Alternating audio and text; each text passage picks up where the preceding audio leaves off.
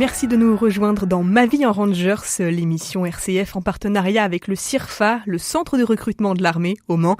Et aujourd'hui, nous recevons l'adjudant Anjar. Bonjour. Bonjour. Vous êtes conseiller en recrutement et aujourd'hui, vous êtes venu nous présenter notamment l'École nationale des sous-officiers d'actifs de l'armée de terre. Alors avant de détailler un petit peu cette formation, cette école, est-ce que vous pourriez nous réexpliquer un petit peu ce que c'est que le rôle d'un sous-officier dans l'armée ? Donc le sous-officier au sein de l'armée de terre, c'est un rôle un petit peu de conseiller technique auprès de ses chefs et aussi un rôle de manager et d'encadrement au niveau de ses subordonnés. Donc il est à l'étape intermédiaire des catégories des militaires où on va retrouver donc ce rôle de commandement et d'expert un petit peu technique dans son domaine. Un rôle de commandement, ça veut dire qu'un sous-officier a combien d'hommes sous sa responsabilité ? Ça va dépendre un petit peu de sa fonction, puisque du coup, des sous-officiers, on va retrouver dans beaucoup de domaines. Mais en moyenne, en général, un sous-officier va commander une dizaine d'hommes en termes classiques sur un emploi militaire pur. Alors, quelles sont les conditions, adjudant, pour vraiment accéder au grade de sous-officier ? Les conditions, donc, à partir du bac, donc il faut à minima un bac. Alors, ça permet d'ouvrir les portes de l'école des sous-officiers. Donc, un bac technologique, un bac professionnel, un bac général. Il n'y a pas de critères particuliers sur ce bac. Il va nous falloir des conditions d'âge d'entrée minimale, donc à partir de 17 ans et demi, jusqu'à 29 ans. Alors, quel est le parcours, en général, d'un élève sous-officier ?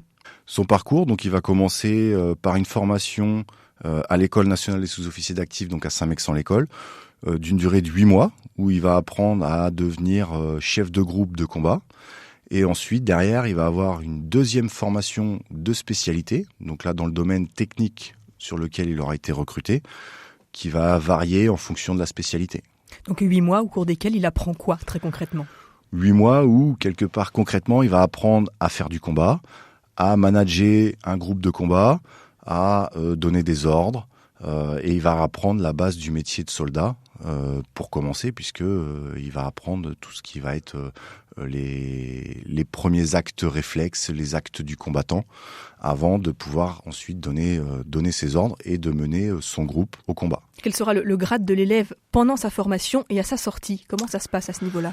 Pendant sa formation, il va être engagé volontaire sous-officier, donc il va être élève sous-officier. Donc en fait, il n'a pas vraiment de grade, c'est juste une distinction sous-officier pour dire que voilà, il est là, il est apprenti militaire.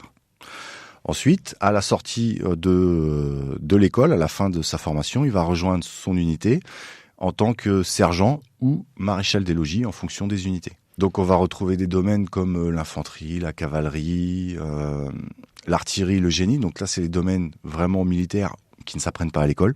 Et après, on va retrouver d'autres domaines relativement tout aussi importants, comme la mécanique, le domaine de l'informatique, le domaine du secrétariat, les télécommunications. Donc on va retrouver un panel relativement assez large de formations. Alors, est-ce qu'il y a des perspectives de reconversion parfois ? Est-ce qu'il y a des acquis qui sont transmis dans cette école de Saint-Mexan qui peuvent ensuite resservir dans d'autres domaines, d'autres métiers ? Oui, les domaines sur lesquels où j'ai parlé tout à l'heure, donc le domaine un petit peu plus technique, peut servir également pour rebondir après sur un emploi civil, passer un certain temps, pour rebondir et retrouver un travail sorti du milieu militaire. Alors pour devenir sous-officier, vous l'avez dit tout à l'heure, il faut le bac ou équivalent. Et une possibilité notamment, c'est d'intégrer l'école militaire préparatoire technique de Bourges, dont vous êtes également venu nous parler aujourd'hui, adjudant Anjar. Cette école, comment est-ce qu'on l'intègre ? Cette école, donc l'objectif de cette école, c'est de former des jeunes dans des domaines qui sont un petit peu déficitaires au sein de l'armée de terre. Et pour intégrer ça, donc en fait, il faut avoir entre 16 et 20 ans. Il faut avoir un niveau de seconde effectué, donc ça peut être une seconde générale, technologique ou professionnelle. Et puis avoir quand même de bonnes notes à l'école pour poursuivre cette scolarité au sein de l'école de Bourges pour à la fin obtenir soit un bac professionnel, soit un bac technologique. Donc ça veut dire qu'à l'issue de ce niveau seconde qui est validé, comment ça se passe ? Il y a un entretien ? Le processus pour intégrer donc cette école militaire préparatoire et technique de Bourges, en fait, il faut commencer les premières étapes au CIRFA, donc venir nous rencontrer en allant directement soit sur s'engager.fr, en prenant un rendez-vous téléphonique, un rendez-vous présentiel, etc. Donc il y a plusieurs possibilités de prendre contact avec le CIRFA, de constituer un dossier, et après il y aura un processus d'évaluation où le candidat pour les candidats du CIRFA du Mans, donc qui iront en évaluation à Rennes, où ils auront pour l'école de Bourges une visite médicale et un entretien pour vérifier l'entretien de motivation, voilà, voir les motivations du jeune, etc. et s'assurer qu'il est volontaire pour ce bac qui ensuite ouvre les portes vers l'armée en tant que telle. Vers l'armée et devenir sous-officier.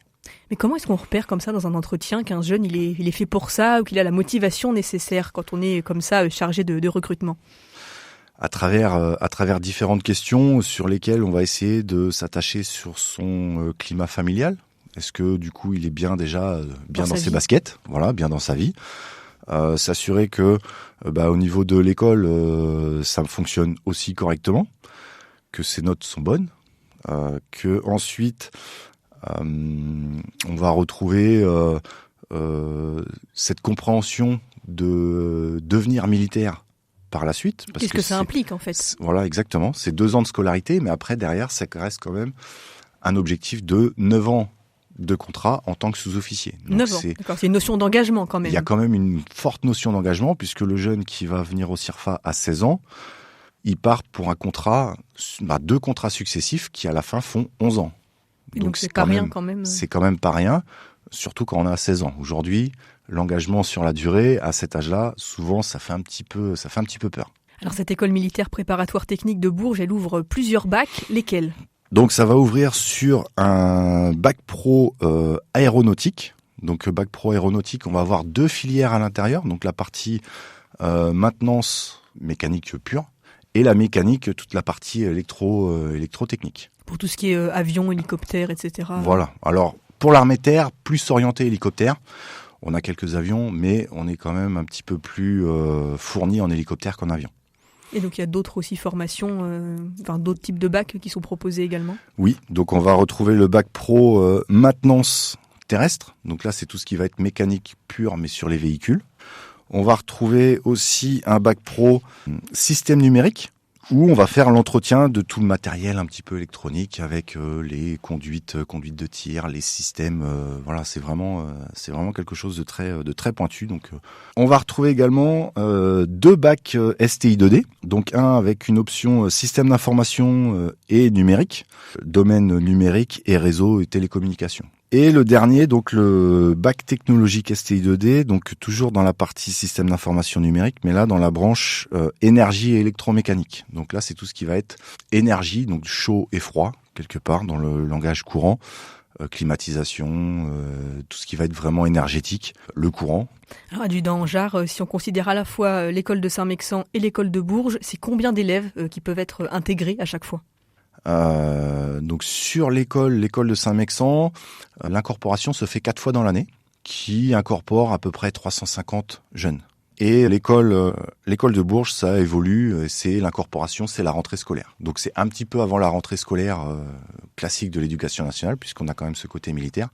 Donc le jeune reste dans l'éducation nationale, mais le système est un petit peu différent, puisqu'il va avoir une formation militaire tout au long de ces 2 années, où on retrouve donc l'élève qui va être rémunéré tous les mois, aux alentours de 300 €, un peu moins de 300 € la première année, et un petit peu plus de 300 l'année de terminale.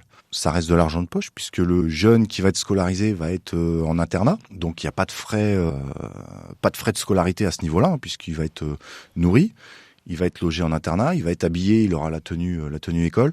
Donc pour les parents, c'est souvent plus un petit avantage, puisque ça permet de voir, de positionner son enfant dans une situation professionnelle stable à l'issue d'une scolarité. Voilà, tout à fait. Et c'est des frais en moins. Alors une dernière question, adjudant Jarre, où est-ce qu'on peut trouver des informations pour nos auditeurs qui seraient intéressés, un site internet, peut-être un mail, si jamais il y a parmi ceux qui nous écoutent, soit des jeunes qui sont intéressés ou alors des parents qui pourraient conseiller leurs enfants?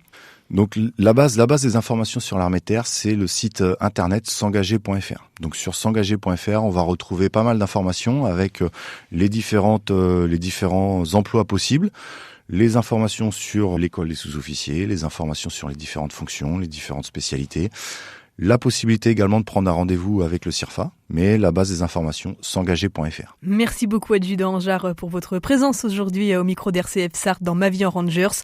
Je rappelle que vous êtes conseiller en recrutement au CIRFA du Mans. Merci à vous. Merci.